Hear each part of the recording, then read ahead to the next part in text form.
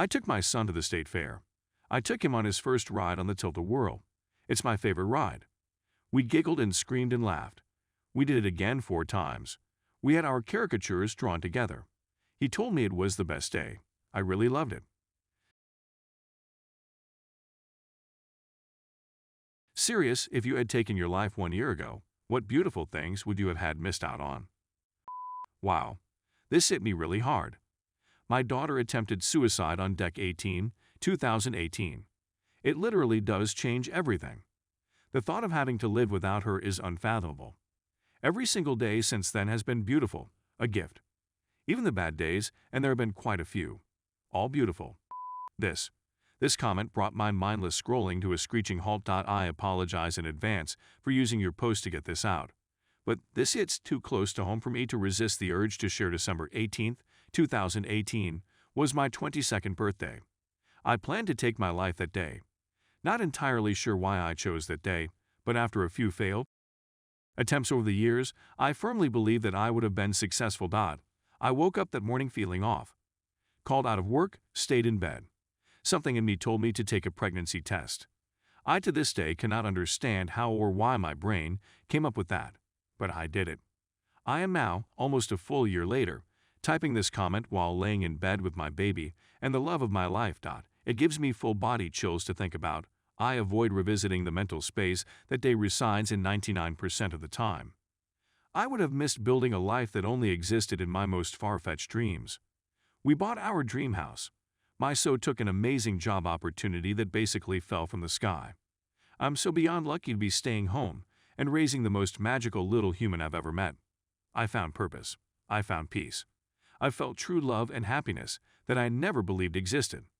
My son saved my life. I never believed recovery stories or "it gets better" statements until mine became one. I'm so beyond thrilled that your daughter is still here. You sound like a wonderful parent, and I wish you both the best. Again, apologies for the vent post. It's blowing my mind to know that somewhere out there in the world, someone was going through the same dark place that I was, and that they're also still with us today.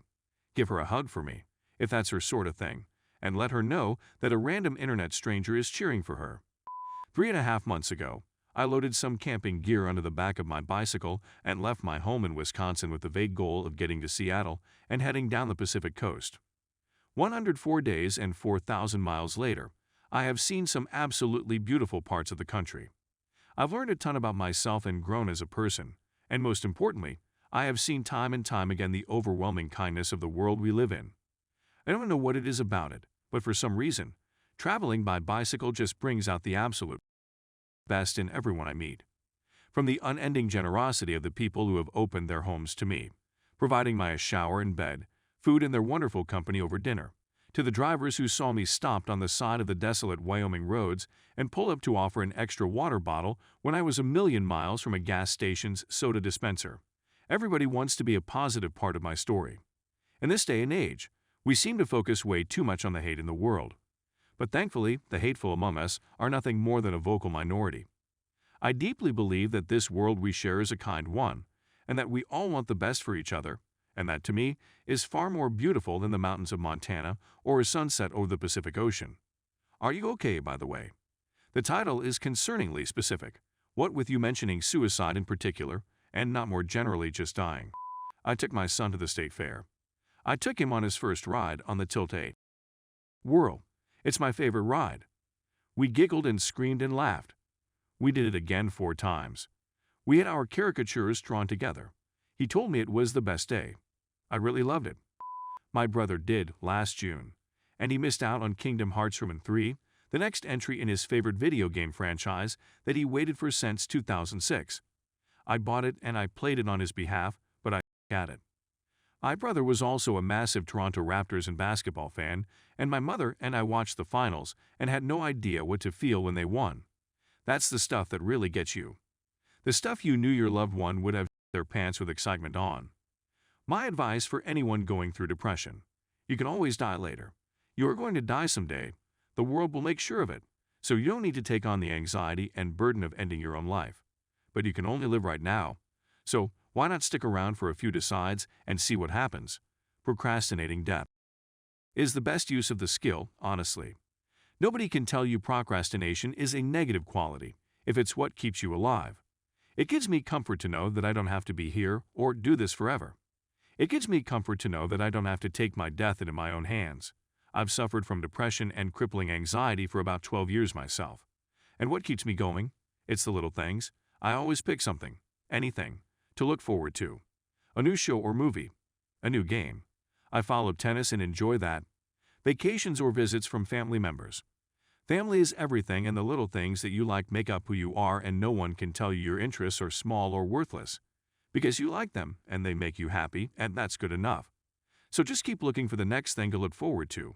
And hold on tight no matter how strong the winds of depression become. Don't let go. You can weather the storm as long as you maintain hope that tomorrow can be better than today. Meeting a lot of new friends, that keeping my friend from doing suicide, keeping that same friend and believing her when there are major rumors that aren't fair being spread about her edit. The mom is the reason for he almost doing suicide. She puts her through verbal abuse. The rumors are still going on, and I've heard a lot about them from her friends who do believe her.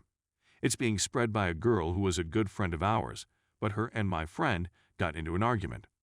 My life actually starting. Realizing I'm not as everyone tried to make me believe I was my whole life.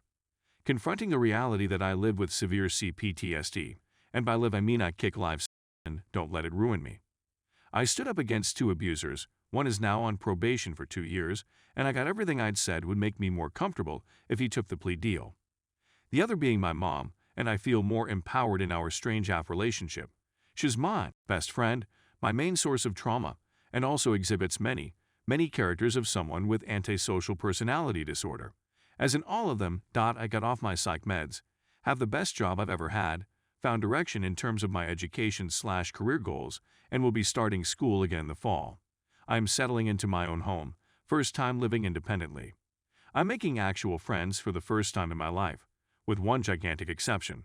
I have a kitty that I love, am addressing my physical health, and am clearly at a place in my life/recovery that indicates I'm starting the rest of my life.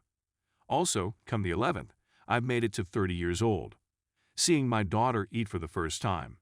She was born premature, she has a G-tube in her stomach.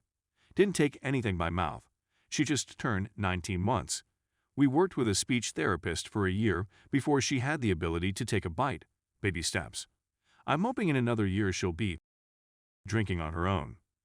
I would have missed nothing. This year for me has been the worst in my entire life. Everyone I knew died or moved away. I became depressed, isolated myself. If my life had ended last year, I would have at least died happy. Every night I dreamed that 2019 had never happened, and everyone was still alive and happy. The problem is that I wake up. Almost 3 years ago, I chased a ton of Xanax with some wine. I was tired of my brain, diagnosed bipolar PTSD. I just couldn't live with myself anymore. I didn't think it would ever get better. Luckily I lived, even though I wasn't happy about it at the time. I started seeing my doctor more often. He finally found a medicine combo that worked, made some major life-changing choices. A little over a year after that attempt, I met my now husband. We have been married almost 2 years. Now we have traveled so many great places, made amazing memories, and are soon moving across the country. It's super scary to think I would have missed out on all of this if I was successful meeting the woman I'm currently dating. All my previous relationships were long-distance ones, so she is the first woman I actually go out with. Even if the rest of my current life sucked, which it doesn't, I'd still think would be worth it. I would have missed my entire friend group that I have now by only less than a month. Having a girlfriend that would make my life much better. Broke up, but is my best friend now, and overall experiences that made me the boy I am today.